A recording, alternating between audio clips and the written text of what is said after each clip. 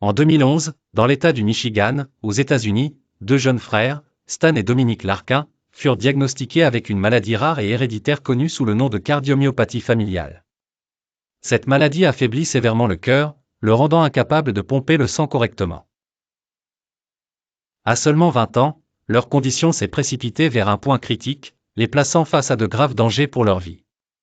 Confrontés à cette urgence, les médecins de l'Université du Michigan prirent une décision radicale et risquée pour sauver Stan, retirer entièrement son cœur biologique. Cette opération signifiait que Stan vivrait avec une pompe mécanique totale, un dispositif appelé SynCardia Total Artificial Heart.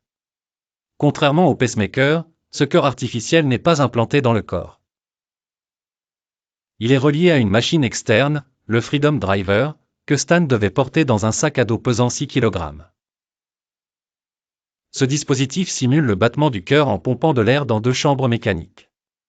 Contre toute attente, Stan a réussi à continuer sa vie de manière presque normale. Il pouvait marcher, pratiquer des sports légers, et discuter avec ses amis comme n'importe quel jeune homme de son âge. Il participait à des événements sociaux sans que quiconque ne se doute qu'il n'avait pas de cœur dans le corps.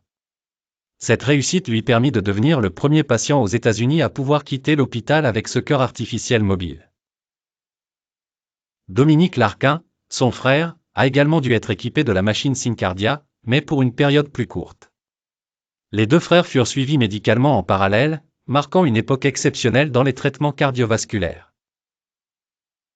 Après 555 jours, la chance enfin sourit à Stan, un donneur compatible fut trouvé et il pouvait recevoir une greffe de cœur humain. L'opération fut un succès et Stan put retrouver une vie presque normale sans sac à dos ni machine. Aujourd'hui, Stan est en bonne santé et milite activement pour la sensibilisation aux dons d'organes, partageant son histoire extraordinaire. La vie de Stan pendant ces 555 jours défie la compréhension commune de la survie humaine. Sans cœur dans son corps, il dépendait d'une machine, marchait parmi nous, souriait comme n'importe quel autre jeune homme, tout en portant sa vie dans un sac à dos discret.